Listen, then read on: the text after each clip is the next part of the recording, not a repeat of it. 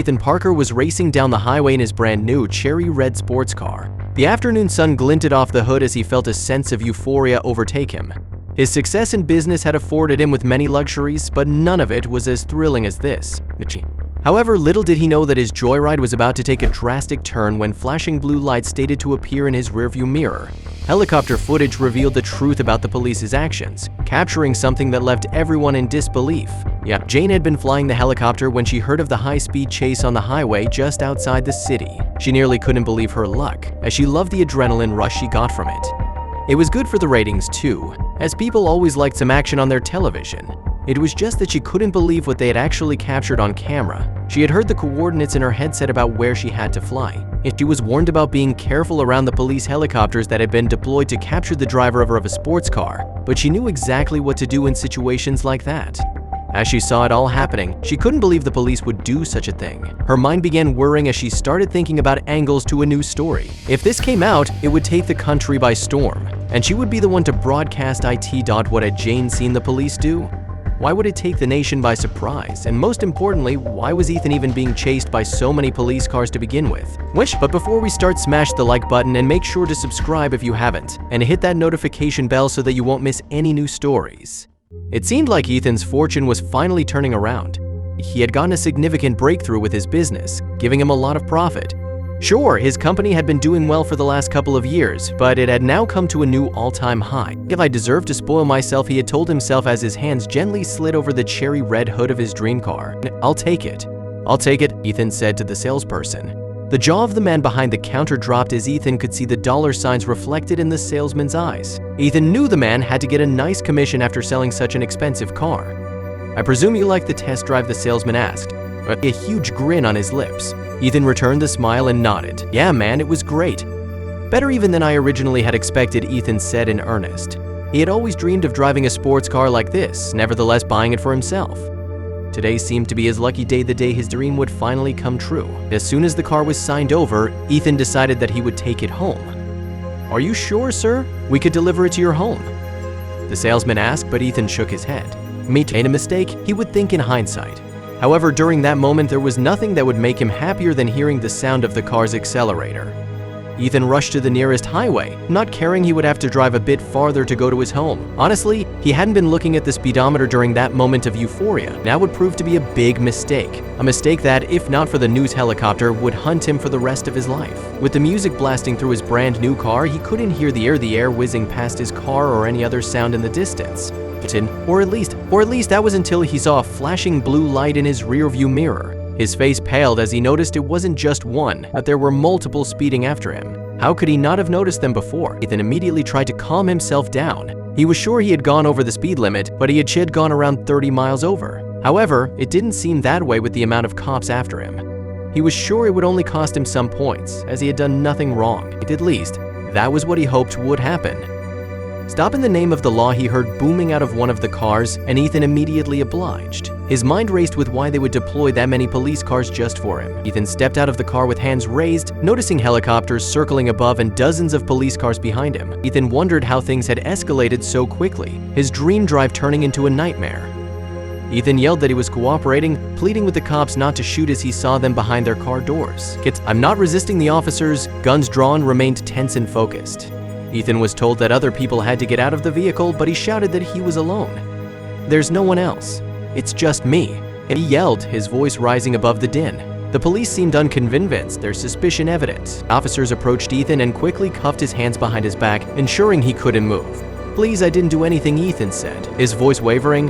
His pleas were ignored as they stuffed him into the back seat of a police car, escalating his frustration. Please listen to me, Ethan watched helplessly as a tow truck arrived and began to take his car away, his concern growing. No, don't take it, he yelled, banging on the window. The police paid him no mind, continuing their procedures. Ethan was taken to the police station, where officers began questioning him about information he didn't recognize. Why were you driving so fast? An officer asked, staring him down. I told you. I just got the car, Ethan replied, his voice shaking. The questions kept coming, each one more confusing than the last. What are you talking about, Ethan asked, bewildered. He felt trapped, unable to make sense of what was happening.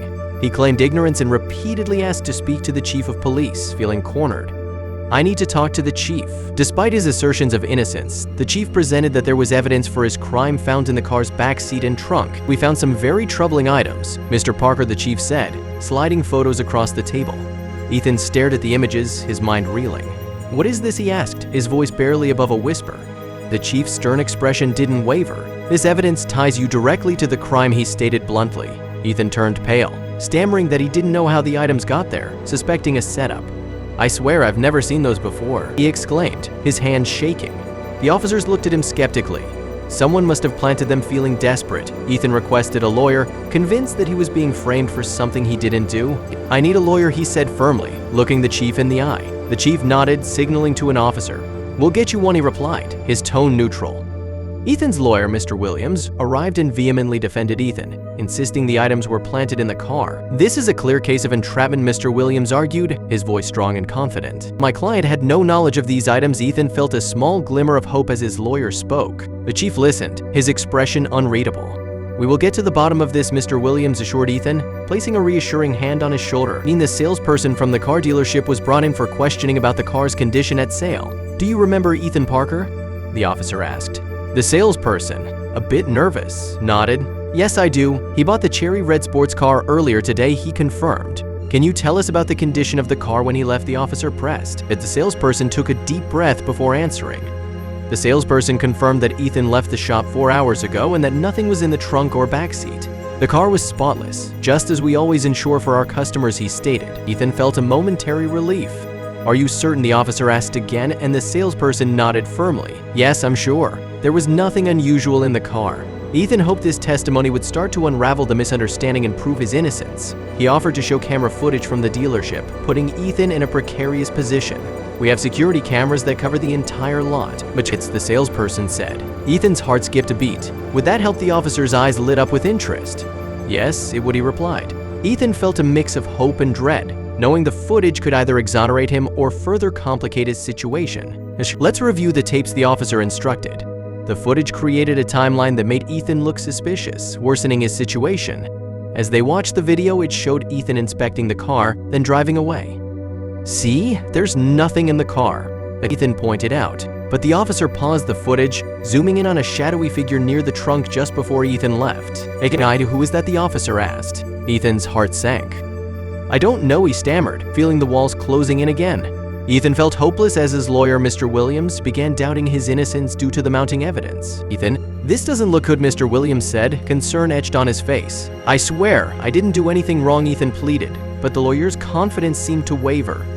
We need to figure out who that person is, Mr. Williams said. Ethan nodded, feeling more isolated and desperate than ever. Ethan's bail was posted, and he was given a court date, leaving the station with a heavy heart.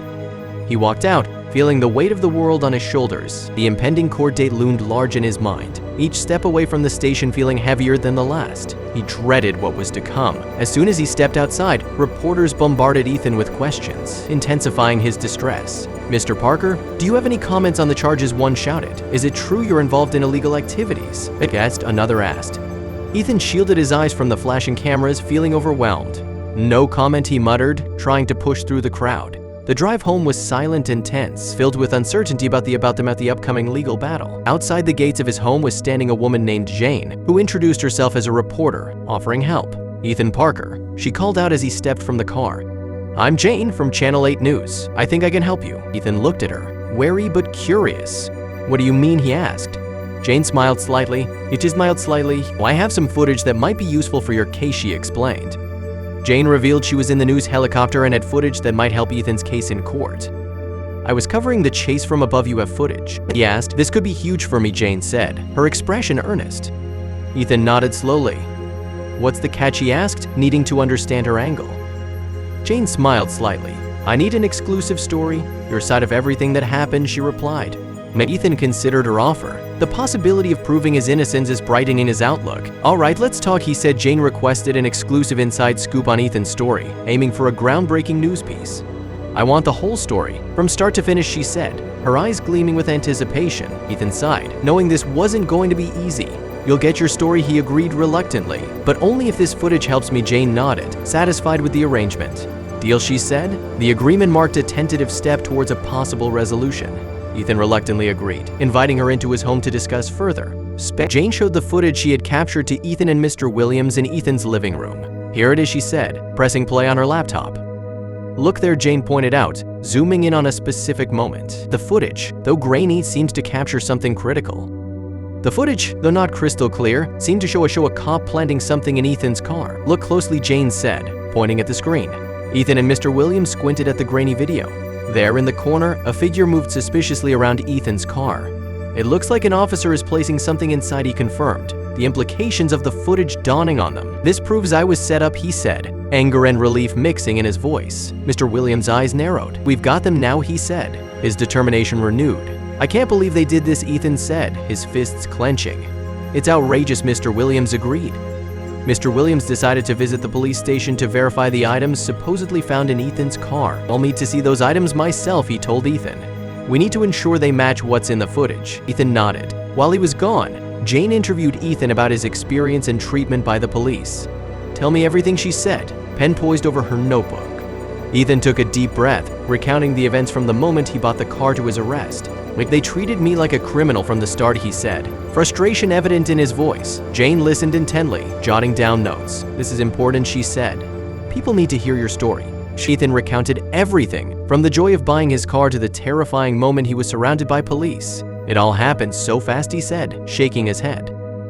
Jane nodded, jotting down notes. Their conversation was interrupted by Mr. Williams' return, carrying news from the station. "I've got something," he announced, stepping into the room. Ethan and Jane turned to him expectantly. "What did you find?" Ethan asked, hope flickering in his eyes. Mr. Williams set his briefcase down. "The items they found in your car match exactly with what's shown in the footage," he said, a determined look on his face. "We've got them," he added confidently. Mr. Williams confirmed the items matched those seen in Jane's footage, planning a strong court case. The court date approached quickly, with Ethan feeling a mix of nerves and determination. Each day seemed to blend into the next as he prepared mentally for the battle ahead. As promised, Ethan took Jane to the private court hearing, sticking to their agreement. "Thanks for coming," he said as they entered the courthouse. Jane nodded, her expression serious. "I'm here to see this through," she replied. In court, Mr. Williams presented a compelling case, emphasizing the footage showing the cops planting evidence. "This video speaks for itself," he declared, playing the clip for the courtroom. Ethan watched, heart pounding, as the room fell silent. The courtroom was stunned by the video, shifting the focus to the police department's integrity. "This is more than a case about one man," he stated. "This is about justice." Mr. Williams accused the police of defaming his client, calling the officers involved to the stand. "These officers deliberately planted evidence to frame Mr. Parker," he stated, pointing at the defendants. The two cops, clearly flustered, stammered through their testimonies, unable to justify their actions. "We were just following orders," one officer muttered. It wasn't like that, the other tried to explain, but his words were jumbled. Mr. Williams pressed them, his questions sharp and relentless. "Why did you plant evidence?" he demanded. The judge declared Ethan innocent, dismissing all charges against him. "The evidence against Mr. Parker is clearly fabricated," the judge said firmly. "All charges are hereby dropped." Ethan felt a wave of relief wash over him, his knees nearly buckling. "Thank you, Your Honor," Mr. Williams said, nodding respectfully. Ethan turned to Jane, who was smiling broadly. "You did it," she whispered. The courtroom erupted in whispers and murmurs, the tension finally breaking. The court demanded an explanation, and one officer admitted the city's high crime rate led to desperate measures. "We were under a lot of pressure," he said, looking down. "The crime rate was skyrocketing and we needed results." The judge's face hardened. "That does not justify framing an innocent man," he said sternly. The officer nodded, shame evident on his face.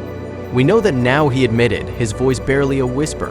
"They confessed that Ethan's car resembled a suspect's and they needed a successful case to report. We thought it would be an easy win," the second officer said, voice trembling. The judge sighed, the disappointment clear. "This is a serious breach of trust," he said. The officers revealed they planted evidence to make Ethan a scapegoat for the unsolved crimes. "We needed a win," one officer confessed, his voice shaky. "So we planted the evidence to make it look like Ethan was the suspect we were after." The courtroom was filled with gasps of shock. The judge declared sternly, "You will face a trial for your actions." The officers were led away, their faces pale and defeated. Ethan watched them go, feeling justice was finally being served. "Thank you, Your Honor," Mr. Williams said, bowing his head. The judge nodded, his expression resolute. "Court is adjourned," he announced. Ethan walked free, and Jane achieved her exclusive story, exposing the corruption and clearing Ethan's name. "You did it," Jane said, smiling as they left the courthouse. Ethan nodded, feeling the weight lift from his shoulders. "Thanks to you and Mr. Williams," he replied. Jane's report hit the airwaves, uncovering the truth and shining a light on the corruption within the police department. Ethan's name was cleared, and justice was finally served. "It's over," he whispered, relief washing over him. Great, the relief watching over him.